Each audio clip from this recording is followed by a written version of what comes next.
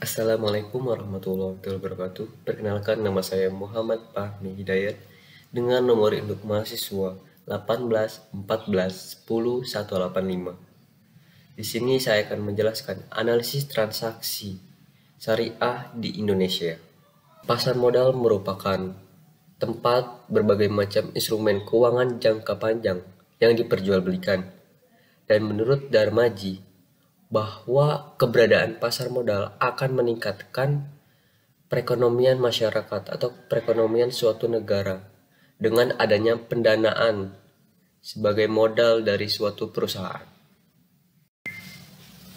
Nah, dalam terjun di pasar modal yang harus kita persiapkan dalam kegiatan transaksi di pasar modal, yaitu diperlukannya rekening efek syariah.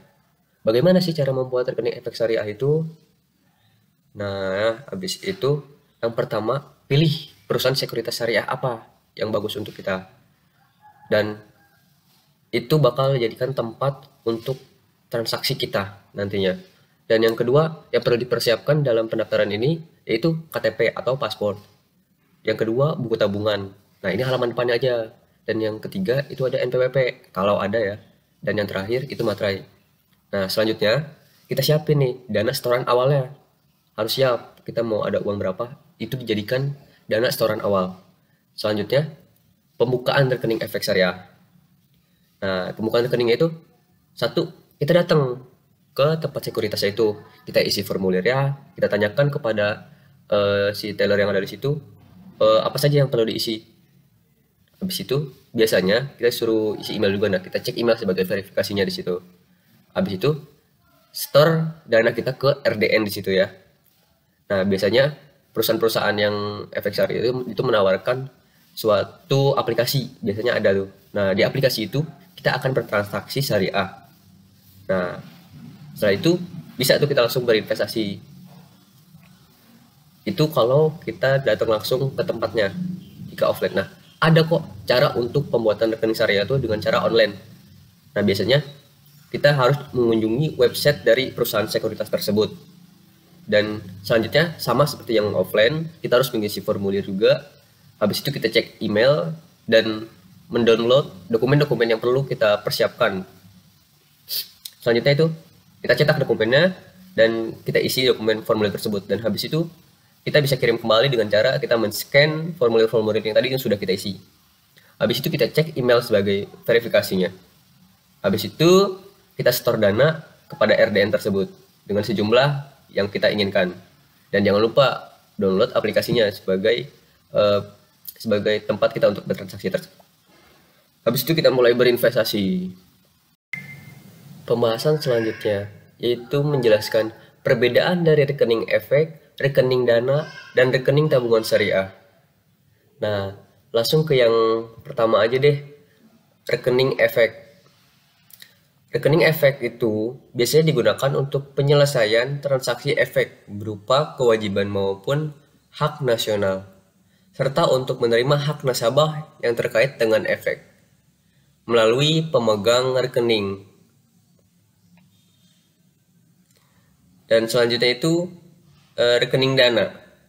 Rekening dana ini biasanya diperuntukkan untuk pendanaan maupun perusahaan untuk melakukan transaksi perdana di peer-to-peer lending atau financing.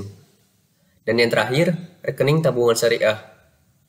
Nah, rekening tabungan syariah ini rekening dana nasabah berupa produk tabungan yang khusus digunakan untuk keperluan transaksi efek berupa hak dan kewajiban nasabah serta untuk menerima hak yang terkait dengan efek syariah yang dimiliki melalui pemegang rekening KSEI. Lanjut ke pembahasan selanjutnya yaitu Syariah Online Trading System.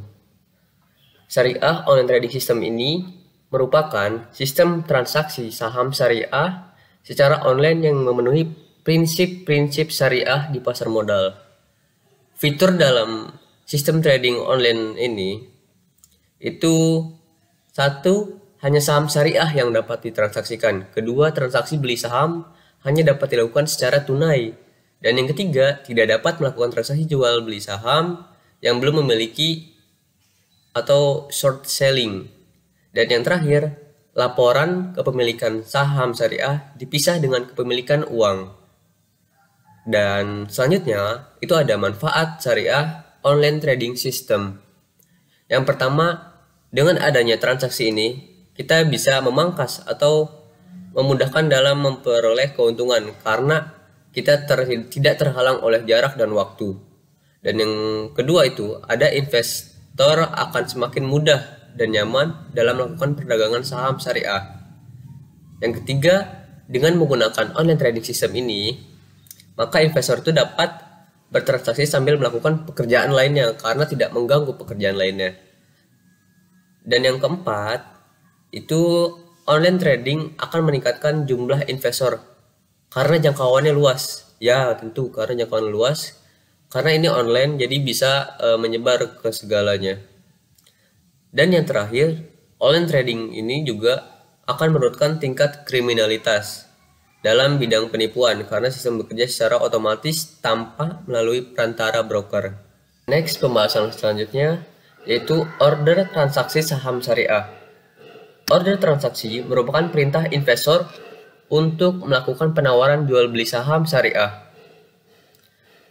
Nah, biasanya dalam transaksi ini terdiri atas order transaksi jual dan order transaksi beli.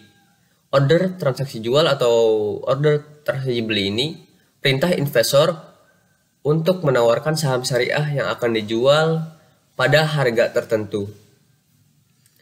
Nah, harga yang dimasukin ini saat order itu berupa harga penawaran atau harga penawaran jual biasanya lebih tinggi dari harga pasar yang berlaku saat itu. Misalkan saya menawarkan atau harga jual di situ 1000, sedangkan harga yang ada di pasar itu 900, jadi ada gap sekitar 100 rupiah. Selanjutnya itu ada analisis fundamental dan analisis teknikal. Nah, analisis fundamental ini yaitu analisis terhadap faktor-faktor yang dapat mempengaruhi harga saham, yang antara lain itu penjualan, pertumbuhan penjualan, kebijakan dividen, RUPS atau rapat umum pemegang saham, manajemen, dan sebagainya. Selanjutnya itu ada analisis teknikal. Analisis teknikal ini analisis saham yang dilakukan dengan memprediksi harga saham di masa depan dengan melihat perkembangan harga saham dari waktu ke waktu, baik dilakukan secara manual maupun lewat program bantuan komputer. Nah, sekarang itu ada risiko transaksi saham syariah. Risiko ini bisa terkena saat kita melakukan transaksi di pasar modal syariah. Risikonya apa saja? Satu, kita tidak mendapatkan pembagian dividen. Kedua, kita bakal mendapatkan capital loss. Capital loss ini tadi harga yang kita beli lebih rendah daripada harga yang kita jual. Selanjutnya itu terjadinya risiko liquid. Liquid ini biasanya dari perusahaan emiten-emiten tersebut ya. Dan yang keempat itu ada saham delisting dari bursa. Delisting ini dalam suatu waktu atau kondisi tertentu itu dapat dihapus pencatatannya dari bursa saham. Dan yang kelima itu ada khawatir nilai tukar rupiah turun. Ketika kita melakukan transaksi pasti kita menakutkan, hal yang menakutkan itu nilai tukar rupiah itu mengalami penurunan terhadap nilai mata uang asing. Terus ada juga yang terakhir nih ya, kita tidak paham dengan produk investasi syariah tersebut. Itu berbahaya untuk kita karena kita hanya melakukan transaksi dengan tanpa tahu tentang produk tersebut. Untuk penanganan dari resiko-resiko investasi saham syariah itu ada juga ya. Yang pertama itu dengan melakukan diversifikasi. Diversifikasi ini kita melakukan pembelian hanya satu produk. Untuk apa? Karena kita memitigasi kerugian-kerugian yang ada ke depannya. Selanjutnya itu ada memperpanjang waktu investasi. Semakin panjang kita berinvestasi, semakin kita mengurangi resiko yang akan datang kepada kita. Terus ada juga risk management, yaitu memanajemen resiko-resiko yang akan datang. sehingga kita tuh tidak merasa was-was terhadap produk yang kita beli di pasar saham. Dan itu ada lagi, tenang dan jangan panik. Ketika kita melakukan pembelian ataupun penjualan, kita diharapkan untuk tenang dan jangan panik, karena kita akan sulit untuk melakukan analisis untuk pembelian tersebut atau penjualan. Selanjutnya itu ada switching.